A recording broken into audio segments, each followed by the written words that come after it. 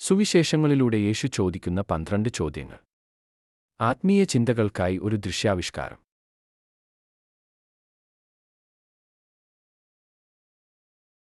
നീ സഹോദരന്റെ കണ്ണിലെ കരടു കാണുകയും നിന്റെ കണ്ണിലെ തടിക്ഷണം ശ്രദ്ധിക്കാതിരിക്കുകയും ചെയ്യുന്നതെന്തുകൊണ്ട്? മത്തായി 7-ാം അധ്യായം വാക്യം 3. പശ്ചാത്തലം. ഗിരിപ്രഭാഷണത്തിൽ യേശു ജനക്കൂട്ടത്തോട് സംസാരിക്കുമ്പോൾ തങ്ങൾ മാത്രം നീതിമാന്മാരെന്നു നടിച്ച ഫരിസേയരുടെ കാപട്യത്തെ വിമർശിക്കാനാണ് ഈ ചോദ്യം ചോദിക്കുന്നത്. സ്വന്തം കണ്ണിൽ വലിയ തെറ്റുകളാകുന്ന തടിക്ഷണം വെച്ചുകൊണ്ട് സഹോദരന്റെ ചെറിയ കുറവുകളെ കുറ്റപ്പെടുത്താൻ പോകുന്നത് ആത്മീയ അന്ധതയാണെന്ന് ക്രിസ്തു ഈ ഉപമയിലൂടെ ബോധ്യപ്പെടുത്തുന്നു. സാരാംശം. മറ്റുള്ളവരുടെ കുറവുകൾ കണ്ടെത്തുന്നതിന് മുൻപ് സ്വന്തം ജീവിതം പരിശോധിക്കാൻ നമ്മൾ പഠിക്കണം. ആദ്യം സ്വന്തം തെറ്റുകൾ തിരുത്തുക, എങ്കിൽ മാത്രമേ സഹോദരനെ നയിക്കാൻ നമുക്ക് ആത്മീയമായ അർഹതയുണ്ടാവുകയുള്ളൂ.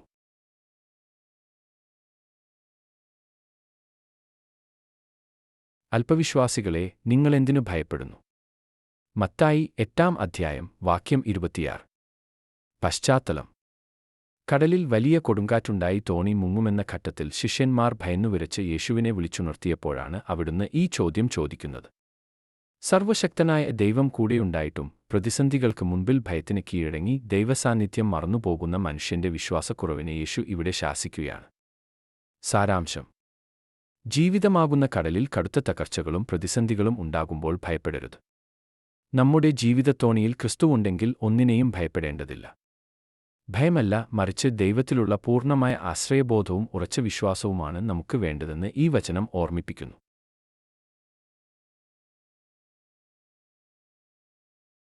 ഏതാണ് എളുപ്പം, നിന്റെ പാപങ്ങൾ ക്ഷമിക്കപ്പെട്ടിരിക്കുന്നു എന്ന് പറയുന്നതോ എഴുന്നേറ്റു നടക്കുക എന്ന് പറയുന്നതോ? മത്തായി 9-ാം അധ്യായം വാക്യം 5.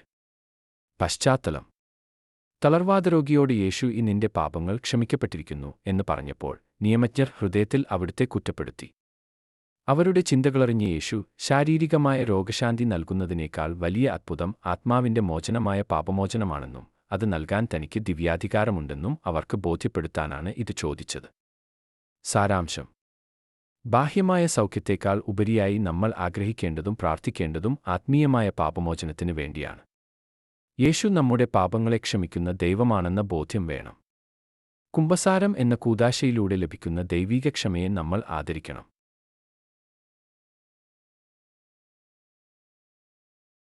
വിളക്ക് കൊണ്ടുവരുന്നത് പറയുടെ കീഴിലോ കട്ടിലിന്റെ അടിയിലോ വയ്ക്കാനാണോ? പീഠത്തിന്മേൽ വയ്ക്കാനല്ലേ? മർക്കോസ് 4-ാം അധ്യായം വാക്യം 21. പശ്ചാത്തലം. യേശു ഉപമകളിലൂടെ ദൈവരാജ്യത്തിന്റെ രഹസ്യങ്ങൾ വെളിപ്പെടുത്തുന്ന സാഹചര്യമാണിത്. ദൈവം നൽകുന്ന കൃപകളും വചനവും ഉള്ളിൽ ഒതുക്കി വെക്കാനുള്ളതല്ല, മറിച്ച് മറ്റുള്ളവരിലേക്ക് പ്രകാശം പരത്താനുള്ളതാണ്. ഇത് വിശദീകരിക്കാനാണ് ഇരുട്ടിനെ മാറ്റേണ്ട വിളക്കിനെ മൂടിവെക്കുന്ന സ്വാഭാവിക വിഡ്ഢിത്തം യേശു ചൂണ്ടിക്കാണിക്കുന്നത്. സാരാംശം. നമുക്ക് ലഭിച്ച വിശ്വാസവും നന്മകളും ലോകത്തിന് മുൻപിൽ പ്രകാശിപ്പിക്കാൻ നമ്മൾ കടപ്പെട്ടിരിക്കുന്നു. നമ്മുടെ സൽപ്രവൃത്തികളിലൂടെ മറ്റുള്ളവർക്ക് വെളിച്ചമായി മാറണം. ക്രിസ്തുവിന്റെ സ്നേഹം നമ്മുടെ വാക്കുകളിലൂടെയും പ്രവൃത്തികളിലൂടെയും സമൂഹത്തിൽ പ്രകാശിപ്പിക്കണം.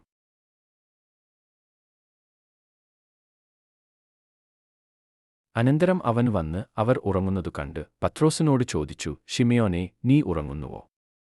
1 മണിക്കൂർ ഉണർന്നിരിക്കാൻ നിനക്കു കഴിഞ്ഞില്ലേ? മർക്കോസ് 14-ാം അധ്യായം വാക്യം 37. പശ്ചാത്തലം. ഗത്സമേനി തോട്ടത്തിൽ യേശു അതീവ ദുഃഖത്തോടെ പ്രാർത്ഥിക്കുമ്പോൾ കൂടെ ഉണർന്നിരിക്കാൻ ഏൽപ്പിച്ച ശിഷ്യന്മാർ ഉറങ്ങിപ്പോയ സന്ദർഭമാണിത്. യേശുവിനു വേണ്ടി മരിക്കാൻ പോലും തയ്യാറാണെന്ന് അഹങ്കരിച്ച പത്രോസിന്റെ ആത്മീയ ബലഹീനതയും ജാഗ്രതക്കുറവിനെയും ഓർമ്മിപ്പിക്കാനും പ്രലോഭനങ്ങളെ ജയിക്കാൻ പ്രാർത്ഥന വേണമെന്ന് പഠിപ്പിക്കാനുമാണ് യേശു ഇത് ചോദിക്കുന്നത്. സാരാംശം. പ്രതിസന്ധികളുടെയും കഷ്ടപ്പാടുകളുടെയും സമയങ്ങളിൽ ആത്മീയ ആലസ്യം ബാധിക്കാതെ പ്രാർത്ഥനയിൽ ഉണർന്നിരിക്കണം. സ്വന്തം ശക്തിയിൽ അഹങ്കരിക്കാതെ വീണുപോകാതിരിക്കാൻ കർത്താവിന്റെ സന്നിധിയിൽ നിരന്തരം കാവലിരിക്കണം.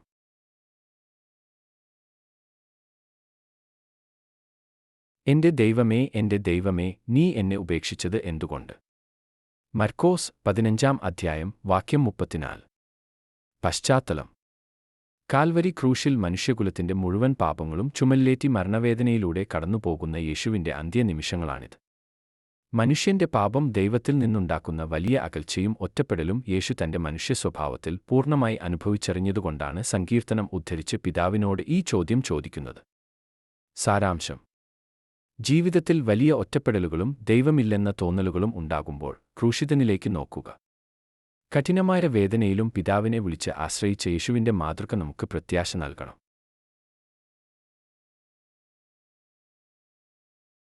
നിങ്ങൾ എന്നെ കർത്താവേ, കർത്താവേ എന്നു വിളിക്കുകയും ഞാൻ പറയുന്ന കാര്യങ്ങൾ പ്രവർത്തിക്കാതിരിക്കുകയും ചെയ്യുന്നത് എന്തുകൊണ്ട്? ലൂക്കാ 6:46.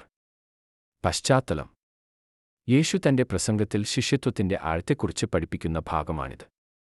വാക്കുകളിൽ മാത്രം വലിയ ഭക്തി കാണിക്കുകയും എന്നാൽ പ്രവൃത്തികളിൽ ദൈവകൽപ്പനകൾ കാറ്റിൽ പറത്തുകയും ചെയ്യുന്ന വിശ്വാസികളുടെ പൊള്ളത്തരത്തെയും കാപട്യത്തെയും ചോദ്യം ചെയ്യാനാണ് യേശു ഈ മുന്നറിയിപ്പ് നൽകുന്നത്. സാരാംശം. നമ്മുടെ വിശ്വാസം വെറും അധരവ്യായാമത്തിലോ ഞായറാഴ്ച ഭക്തിയിലോ ഒതുങ്ങേണ്ടതല്ല. കർത്താവിനെ നാഥ എന്ന് വിളിക്കുമ്പോൾ അവിടുത്തെ വചനങ്ങൾക്ക് അനുസൃതമായി നമ്മുടെ പ്രവൃത്തികളെയും ദൈനംദിന ജീവിതത്തെയും മാറ്റിയെടുക്കാൻ നമ്മൾ ബാധ്യസ്ഥരാണ്.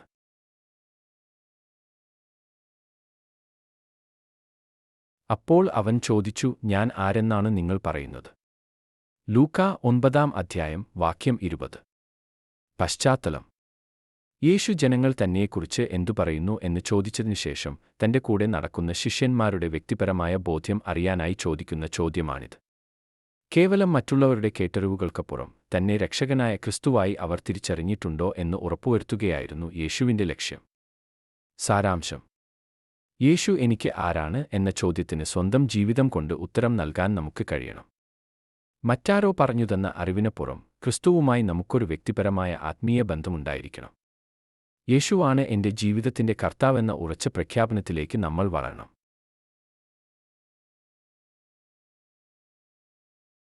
അവൻ ചോദിച്ചു, ഏതു കാര്യങ്ങൾ? ലൂക്കാ 24:19. പശ്ചാത്തലം. യേശുവിന്റെ പുനരുത്ഥാനത്തിനു ശേഷം ദുഃഖിതരായി എമ്മാവൂസിലേക്ക് പോകുന്ന 2 ശിഷ്യന്മാരുടെ കൂടെ അജ്ഞാതനായി യേശു യാത്ര ചെയ്യുന്ന പശ്ചാത്തലമാണിത്. എല്ലാം അറിയുന്ന ദൈവമായിരുന്നിട്ടും അവരുടെ ഹൃദയത്തിലെ നിരാശയും വേദനയും അവരുടെ വാക്കുകളിലൂടെ തന്നെ പുറത്തുവരാനും അവരെ വചനത്തിലൂടെ ആശ്വസിപ്പിക്കാനുമാണ് യേശു ഈ ചോദ്യം ചോദിക്കുന്നത്. സാരാംശം. നമ്മുടെ സങ്കടങ്ങളും നിരാശകളും കർത്താവിനോട് തുറന്നു പറയാൻ നമ്മൾ മടിക്കരുത്. നമ്മെ കേൾക്കാൻ ആഗ്രഹിക്കുന്ന ഒരു ദൈവം കൂടെയുണ്ട്. ജീവിതത്തിൽ പ്രത്യാശ നഷ്ടപ്പെടുമ്പോൾ വചനത്തിലൂടെയും വിശുദ്ധ കുർബാനയിലൂടെയും കർത്താവ് നമ്മുടെ കണ്ണുകളെ തുറപ്പിക്കുമെന്ന വലിയ വിശ്വാസം വേണം.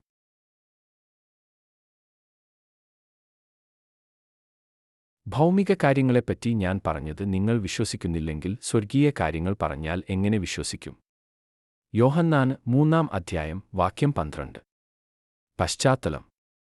യഹൂദ പ്രമാണിയായ നിക്കോദേമോസ് രാത്രിയിൽ യേശുവിനെ കണ്ട് ആത്മീയ കാര്യങ്ങൾ ചർച്ച ചെയ്യുന്ന പശ്ചാത്തലമാണിത്.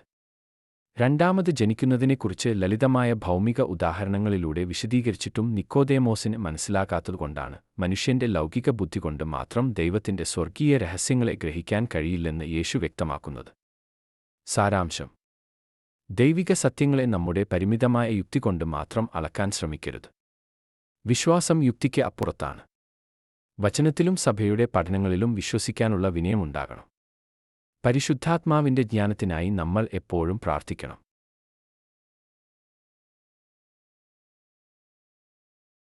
യേശു ചോദിച്ചു, സുഖം പ്രാപിക്കാൻ നിനക്ക് ആഗ്രഹമുണ്ടോ? യോഹന്നാൻ 5:6. പശ്ചാത്തലം. ബെത്സെയ്ദ കുളക്കരയിൽ 38 വർഷമായി രോഗിയായി കിടന്നിരുന്ന ആരും സഹായിക്കാനില്ലാതെ പ്രത്യാശ നഷ്ടപ്പെട്ട ഒരു മനുഷ്യനോടാണ് യേശു ഇത് ചോദിക്കുന്നത്. ദീർഘകാലത്തെ രോഗാവസ്ഥ കാരണം ജീവിതത്തോട് തന്നെ മടുപ്പ് തോന്നിയ അവന്റെ ഉള്ളിൽ രോഗം മാറണമെന്ന പുതിയൊരു ആഗ്രഹവും പ്രത്യാശയും ജ്വലിപ്പിക്കാനാണ് യേശു ഈ ചോദ്യം ഉന്നയിച്ചത്. സാരാംശം. നമ്മുടെ പാപാവസ്ഥകളിൽ നിന്നും മോചനം നേടാൻ നമുക്ക് ആത്മാർത്ഥമായ ആഗ്രഹമുണ്ടോ എന്ന് സ്വയം ചോദിക്കണം. പലപ്പോഴും നമ്മൾ പാപസാഹചര്യങ്ങളിൽ ജീവിക്കാൻ ശീലിച്ചു പോകാറുണ്ട്. എന്നാൽ മാറാൻ നമ്മൾ ഹൃദയപൂർവ്വം ആഗ്രഹിച്ചാൽ ആരും സഹായിക്കാനില്ലാത്ത അവസ്ഥയിലും ക്രിസ്തു നമ്മെ എഴുന്നേൽപ്പിക്കും.